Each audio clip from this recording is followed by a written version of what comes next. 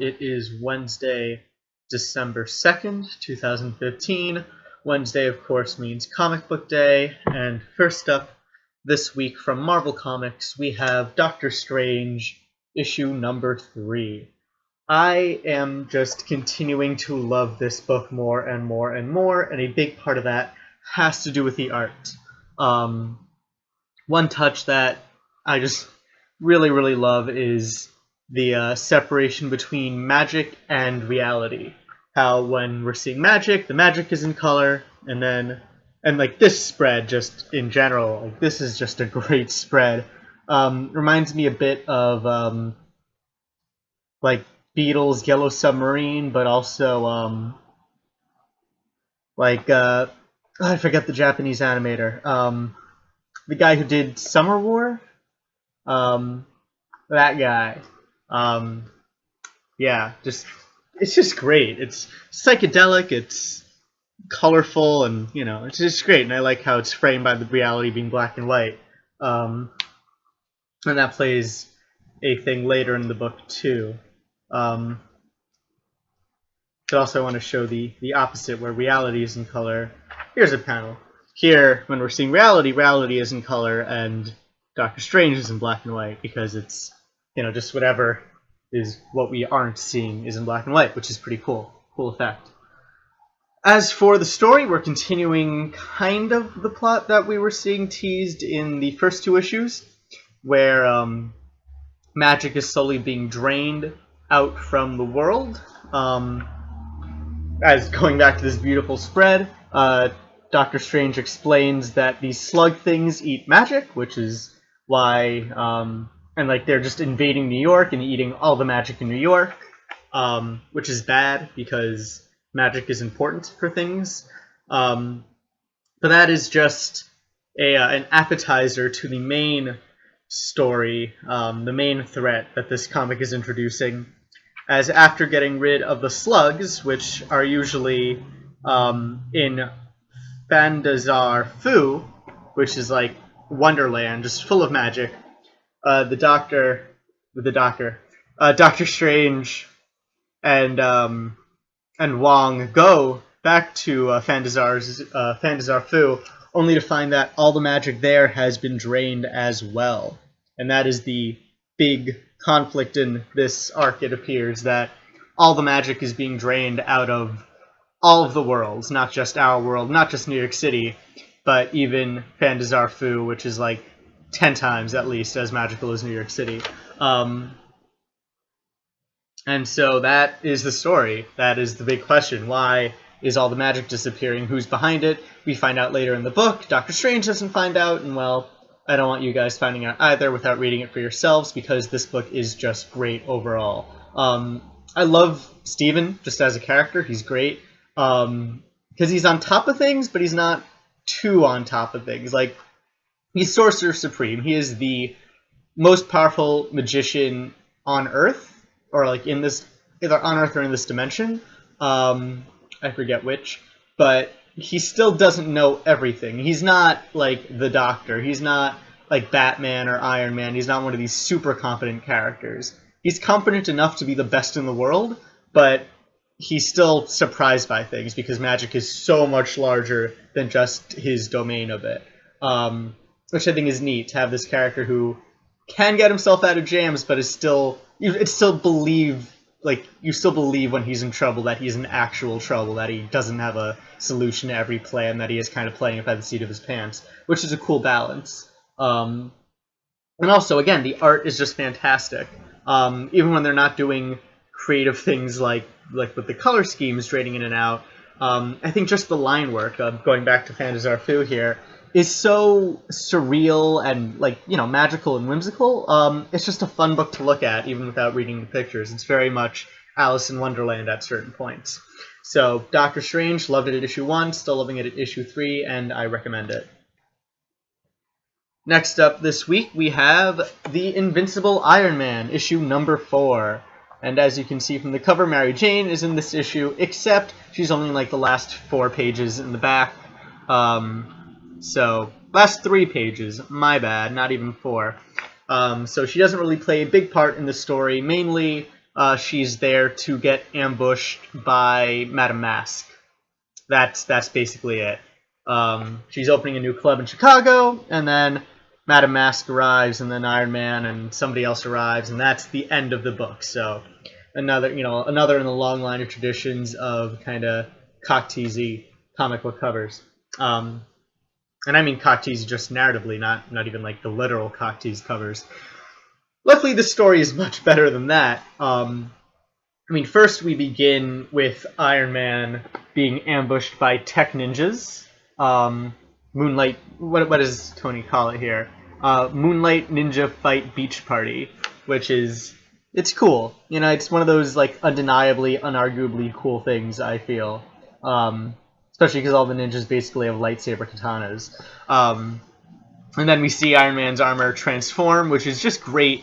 It's a great visual and narrative touch, I feel, watching the armor transform mid-battle, as we see on this page, and becomes like a samurai, like an iron samurai sort of armor dealio here. And he takes one of the ninja swords and just has like a iron ninja versus iron samurai sort of deal. It really is just cool stuff. And artistically, it reminds me, like this panel here especially reminds me of stuff like Karas, the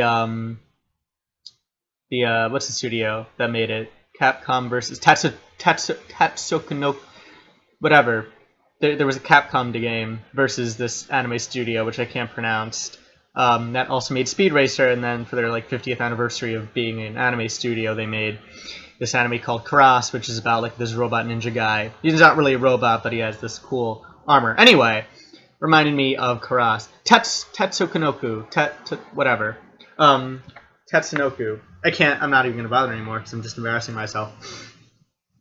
But then, after that really cool thing, it gets cool in a very different sort of way when Tony Stark goes to a hospital and brings a bunch of his armors in to cheer up like sick kids in a hospital. And this main kid here, Max, is actually based off a real kid who started his own health foundation. It's all in the back of the book. He's really impressive. It's based off this real kid named Max Levy, or Levi, who raised over $7,000 to support terminally ill children and sick children, which is just really cool. And now he's in an Iron Man book wearing Iron Man armor, and I think that's just great. I mean, it's small and, it's not, a huge difference, but I'm sure if it makes him happy, that's a big enough difference. And, it's cool to read. Just like a real kid who's doing these, it's heroic what he did in raising money for a hospital. It's heroic, even though, it's not, super heroic. I don't know. It's cool. I think it's cool. Yes, it's a little bit cheesy, but still really cool to have this real super fan in the comic like that. And I think he definitely earned his place.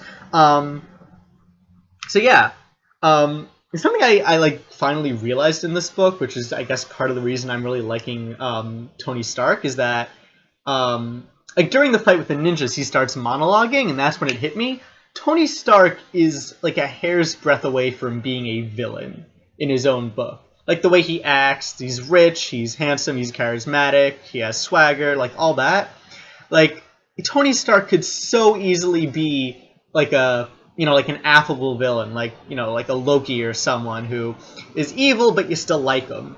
And I think that's what this book does really well, is it gives you this moment where he's monologuing to these people who just beat up, very villainous moment, and then immediately swaps, okay, now he's helping sick children in a hospital, and you're like, oh yeah, this guy might be kind of a jerk, but he has a good heart, like he's not a nice guy, but he's a good guy. And I think that that finally clicked for me in this issue. And I think knowing that and thinking about, so that's his character, reading these books now, seeing it through that lens is going to help me enjoy the book even more than I have been. Because now I'm thinking, well, if Tony were a villain, how different would this scene be? Oh, not that different. Except, maybe more blood and less mercy. But besides that, like I said, still really much enjoying Iron Man. I really want to see what role Mary Jane actually plays in this story going on, because, she was, hinted, and, her being in this book at all was kind of like a big bombshell moment. and was announced a few months ago. And I think she has a role in Iron Man International, or like the new Iron Man book that's going to come out next year, where she's working with Tony Stark or for Tony Stark, whatever. Anywho, I really enjoyed this issue. Begins with Ninja Battle, ends with Mary Jane, sick children in between. Not much to complain about. So that is Iron Man issue number 4. Next up, we have all new, all different Avengers number 2. And this is the issue, getting right to it, where they assemble. And I'm just going to jump to the page where they assemble to show you the lineup that they have, which is on the cover, but also I want to get to the page where it happens. Yeah, here it is, where we have the new Avengers assembled. There's still one more person to be added, who comes in at the very end of this book, who, I mean, I'm sure you can just look it up. She's on the cover. It's not like a huge spoil. It's Thor. Thor comes at the end of the book, and just is really cool for about a page before the book ends and the villain escapes, because you got to keep this arc going more than 2 issues, I guess. But yeah, Thor joins at the end, and here's everybody else joining beforehand, with Miles Morales just surfing on Iron Man, which is great. And then Miles has the honor of saying Avengers Assemble for the first time in this team's history. So really putting Miles in there, and I really enjoy that because I think Miles is fantastic. Aside from that, it's very much the same things I had to say about the first issue of this book. Mark Waid is a genius at writing teams. He just knows how to balance all the voices, how to really get each character's voice in. He writes a very, Brian Michael Bendis Iron Man. He writes a very good Captain America. He's writing all these characters in their voices, instead of just in a kind of teamy book voice. It feels like reading all these books in their separate issues, having a giant crossover instead of just reading an Avengers book. Which is just, it's fantastic, and it takes a lot of work because even other great writers, their characters feel off in the team book as compared to the single issues. But with this, it's seamless. It really is. Mark Waid is just fantastic. The art it's comic booky. Nothing really stands out, I suppose. I mean, there's some cool just compositions with having all the heroes on the page and all that. I like this page where Nova enters the story, zooming past this airplane and just rushing to the scene of the crime.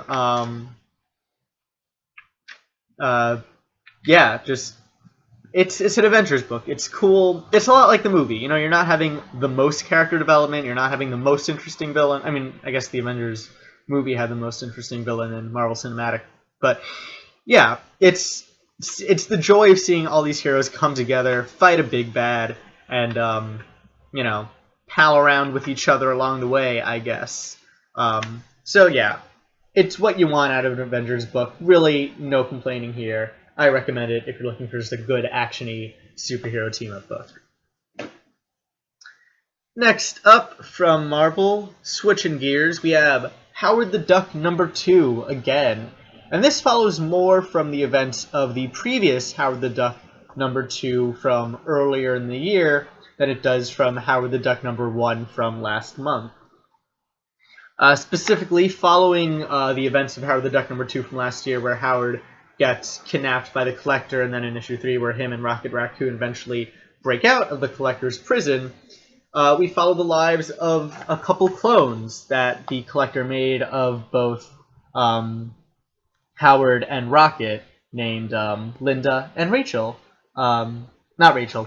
Linda and Shocket. I don't know why I said Shocket. Linda and Shocket. Linda the Duck and Shocket Raccoon, who are raised by one of the Collector's henchmen, D-3X,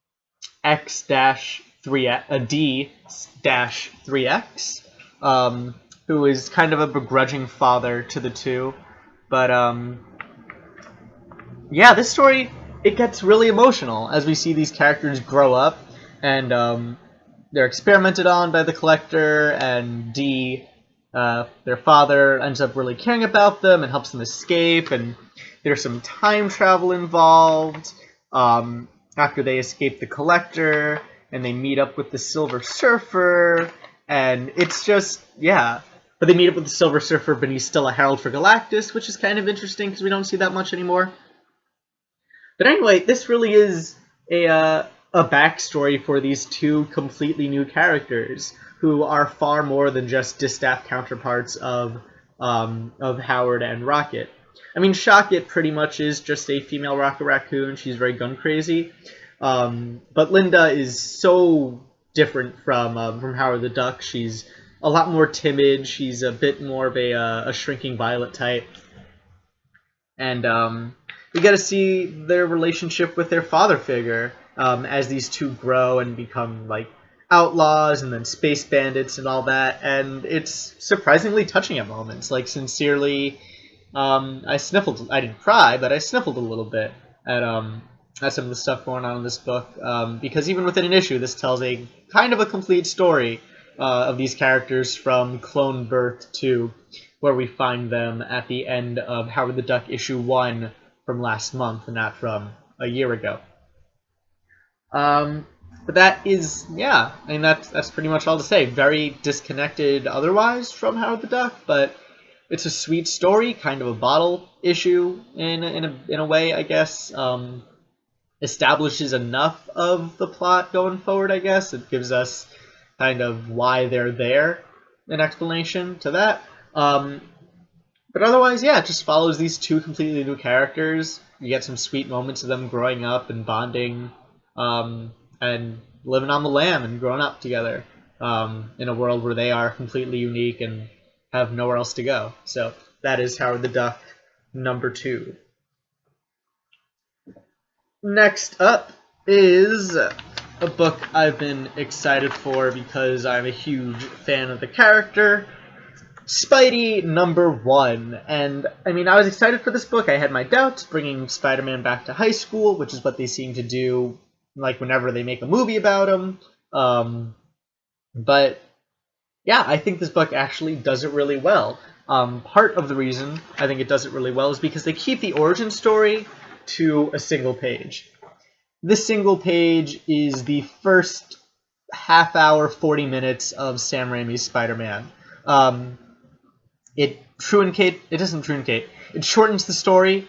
It abridges it. They give Spider-Man another kind of neat wrestling costume. And it tells everything you need to know from Spider-Bite to Uncle Ben. And then next page, we're immediately jumping into Spider-Man, who's already had a little bit of experience. This is not the first time out. As we see, he's already familiar with some of his villains already. Doc Ock pops up in this book for a hot minute. And he's already familiar with them. He's already run into Doc Ock a couple times. So this is a Spider-Man who's not completely experienced, but has had a few days on the job. And they've also taken steps to modernize the story a little bit. So, as we see on this page, after Spider-Man webs up White Rabbit, he takes a selfie with her and puts it on Instagram. So instead of being a photographer for the Daily Bugle, this Peter Parker maybe just has a really popular Instagram account. But of course, they are taking it back to high school, so Peter's sneaking into Midtown High, which doesn't look like Forest Hills High School or any high schools or buildings in Midtown.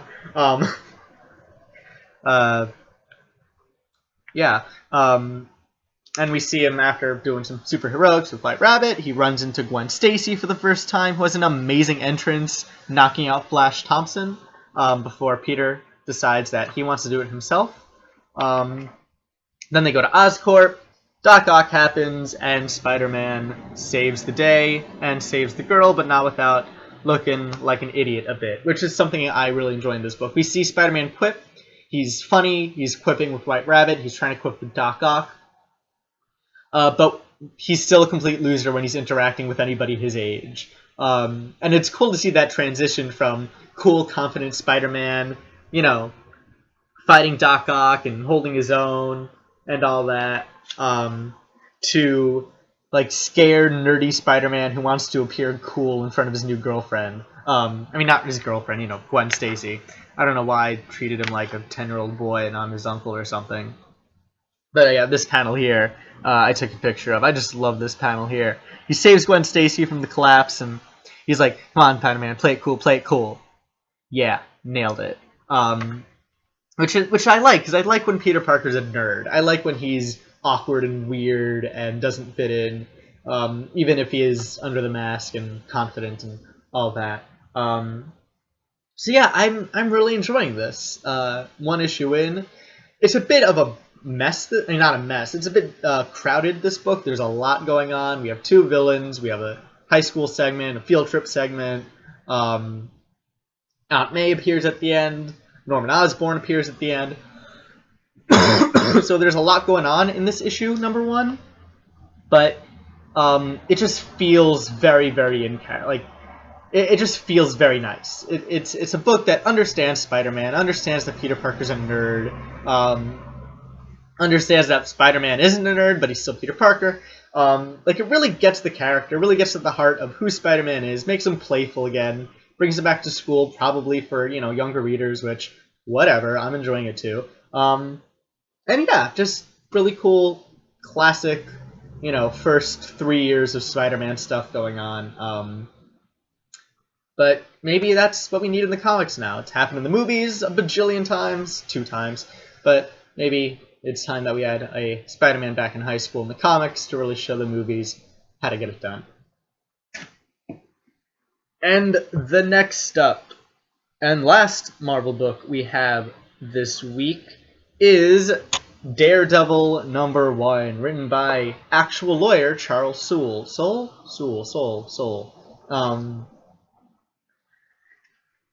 And this is pretty much my first Daredevil book. I meant to read Mark Waid's run, because like I said with Avengers, I love Mark Waid, but never really got around to it, I guess. Yeah. That was bothering me. So, jumping into Daredevil with Charles Soule, who I enjoy, from, I want to say, Superman Wonder Woman was the thing he wrote. Anyway, we start with Daredevil jumping off a bridge, the Manhattan Bridge, more specifically, into the East River, in order to save this drowning guy. He's being drowned because he crossed a gang led by this guy, Ten Fingers, who actually seems like a pretty lame villain, but they're setting him up to be this big bad boss guy, so despite my own personal opinions, I guess he's dangerous. And Daredevil has to save the guy that they're trying to drown.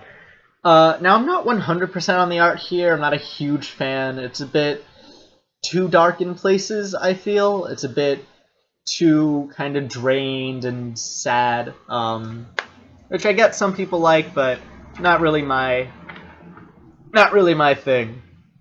What I do like is is Daredevil's narration in this moment, where he's underwater and he's explaining how his powers don't work because water, like sound, travels differently through water than it does through air. It travels faster, and everything's kind of blurry for him. And he's super sarcastic, which is great, because sarcastic characters are fun to read. Thus Stephen Strange and Tony Stark and Peter Parker. Marvel does sarcasm really well. And that continues here with Daredevil, who is frustrated by the cleaning efforts in the East River because he can't find anything to grapple onto. But he ends up rescuing the guy and then goes back to beat up the people who threw him in the river, where we see don't see the first of his new sidekick, Blind Spot, who has the power to turn invisible, who is from Chinatown. And another thing I really liked as a New Yorker in reading this book is that they get the geography right of New York City. A lot of books will just kind of fudge some details about New York City geography. This book seems to actually pay attention, as Daredevil is actually correct in saying that the Manhattan Bridge is only a few blocks from Chinatown, which it is in real life. So if you're not from New York and you're traveling here and you're by the Manhattan Bridge, you can say confidently to your tourist pals that, oh yeah, we're only a few blocks from Chinatown, and be totally correct, and you could say that you learned that from Daredevil #1. But yeah, art, I feel, I don't know. Like, this page is pretty great. I'm liking this fight scene over here. I like the red. But the next page immediately after, we have all the color drained out. And it's a very, I guess, Sin City the movie sort of feel. You know, with the color drained, it's very kind of neo-noir, I suppose. But I like that better in motion than in pictures. I feel it's just too static here. It's like in motion, you have the life of movement. Here, it's too static. It just kind of looks like dead, black and white. I'm not a big fan. I mean, I do like how Daredevil's red pops out, but that's the only thing that's lively in these pages, I feel. We also have Matt Murdock going, there's a siren by. We also have Matt Murdock going back to being a lawyer. Or not going back to, but we see him again as a lawyer, this time on the other side of the law as a prosecutor instead of a defense attorney, an ADA for assistant district attorney for the New York State, working out of an elevator shaft because he's the lowest lawyer on the totem pole.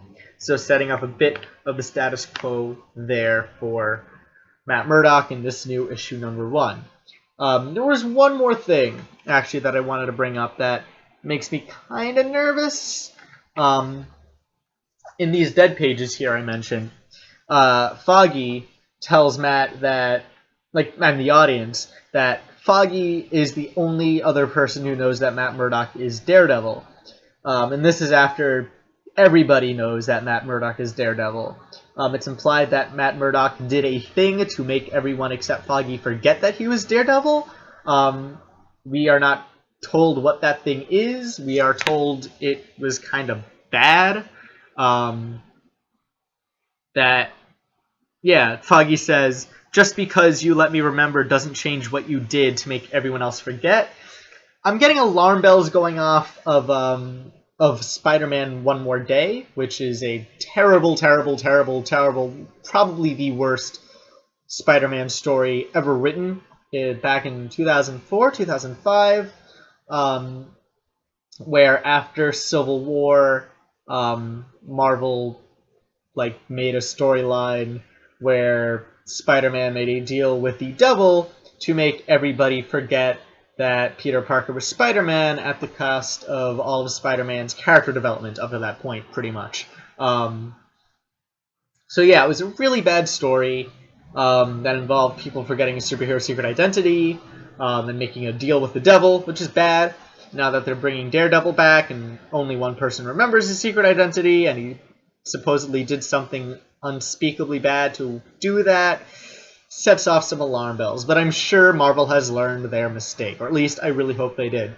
Otherwise, this issue is really good, really fun. Again, one thing I kind of take issue with is the art in that one scene at Matt Murdock's apartment, but otherwise, really good stuff. Also, I like how the cover is kind of like the last scene in the opening to Batman the Animated Series, where they pan up the skyscraper and you just have Batman standing there and then the lightning bolt strikes. And it's pretty much the same setup on this cover. So, again, good on Marvel for that. I'm going to be picking up issue 2. I mean, I know I kind of went a little everywhere with this book, but overall, I did like it. I like the fight scene. I like the dialogue that Matt has. It's very sarcastic. I like him talking to Blind Spot and being a mentor to this new hero.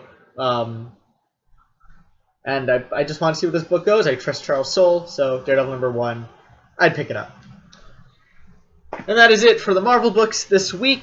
Still up, we have DC and two books that aren't DC or Marvel, so if you're interested in reviews of what those might be, please stick around. There's going to be some Batman and some Superman and the DC stuff, and some James Bond and Brian K. Bond in the third video. But yeah, before getting on to those books, I want to thank you for watching this video. I hope you enjoyed it. If you did, please rate it, thumbs up, or good, like it. I don't know what it's called anymore. Please subscribe. Any comments, questions, anything whatsoever, please drop them below, and I will try and get to them and start another kind of mini conversation in the comments, I guess. And yeah, aside from that, thank you for watching this video, and I hope you'll join me for some more comic book reviews.